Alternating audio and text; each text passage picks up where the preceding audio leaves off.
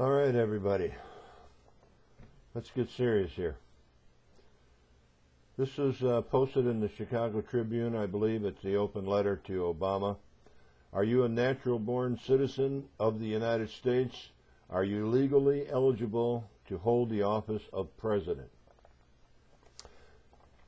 Dear Mr. Obama, representing thousands of responsible American citizens who have also taken an oath to defend the Constitution of the United States of America from all enemies, foreign and domestic, I am duty-bound to call on you to remedy an apparent violation of the Constitution. Compelling evidence supports the claim that you are barred from holding the office of President by the Natural-Born Citizen Clause of the United States Constitution. For instance, your father was a Kenyan citizen at the time of your birth and your mother was 18.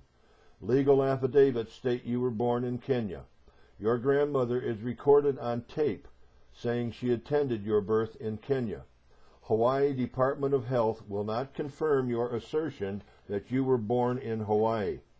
You have posted an unsigned, computer-generated birth form that was created in 2007, a form that lacks vital information found on an original hand-signed certificate of live birth, such as hospital address, signature of attending physician, and age of mother.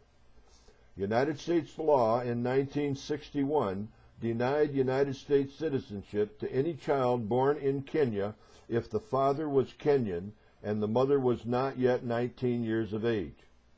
In 1965, your mother legally relinquished whatever Kenyan or United States citizenship she and you had by marrying an Indonesian and becoming a naturalized Indonesian citizen. You have repeatedly refused to provide evidence of your eligibility when challenged to do so in a number of recent lawsuits. Instead, you have been successful in having judges declare that they are powerless to order you to prove your eligibility to assume the office of president. For instance, the judge in Pennsylvania ruled the challenger had no standing to question your eligibility because his harm would be no different from the harm to be suffered by all other American citizens if you, as an ineligible person, were to assume the presidency. The judge in Hawaii actually said it would be an invasion of your privacy for him to order access to your original birth certificate in order to prove your eligibility to hold the office of president. Before you can legitimately exercise any of the powers of the president, you must meet all the criteria for eligibility established by the Constitution. You are under a moral, legal, and fiduciary duty to proffer such evidence. Should you assume the office as anyone but a bona fide, natural-born citizen of the United States who has not relinquished that citizenship, you would be inviting a national crisis that would undermine the domestic peace and stability of the nation. For example, you would always be viewed by many Americans as a poser, a usurper. As a usurper, you would be unable to take the required oath of affirmation on January 20th without committing the crime of perjury or false swearing. For being ineligible, you cannot faithfully execute the office of the President of the United States.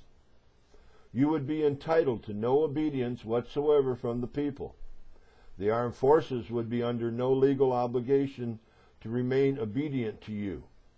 No civilian in the executive branch would be required to obey any of your proclamations, executive orders, or directives, as such orders would be legally void.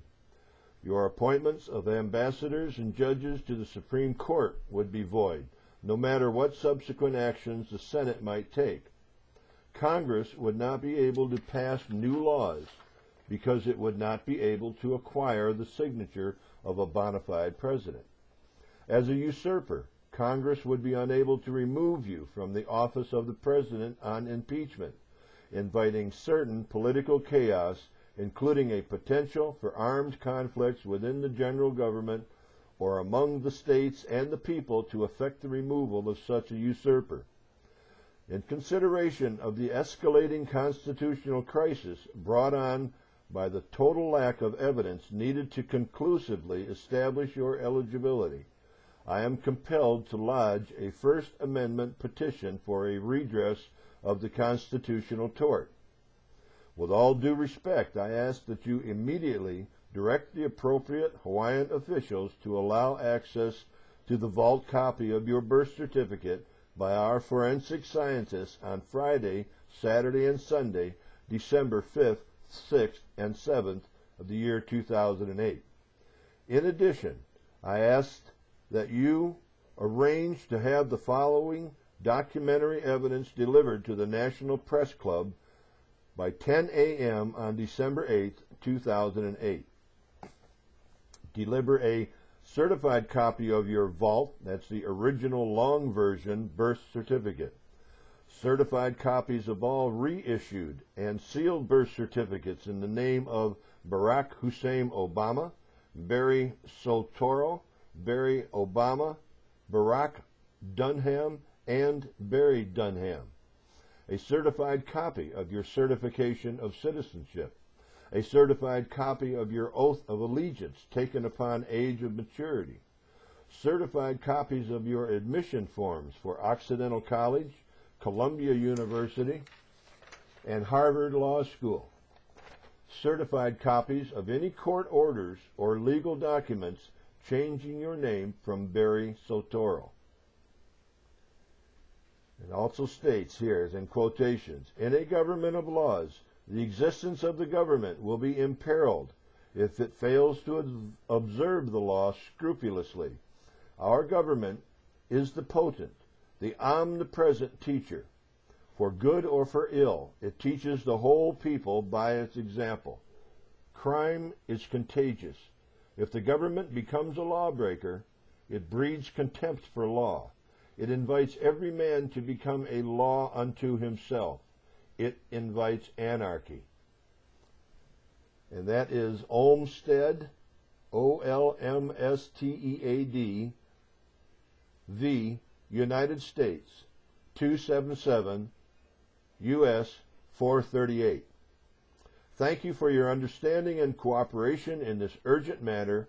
Sincerely, Robert L. Schultz, Chairman, We the People Foundation for Constitutional Education, Incorporated.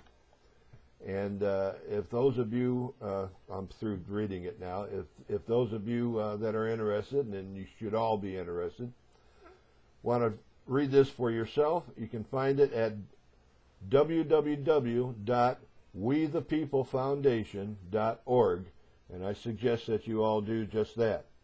Now, I'm reading this because I know Lou Dobbs and all the rest of them have not mentioned this, and I know most of you haven't read it. This is the crux of the problem, people. Thank you. Goodbye.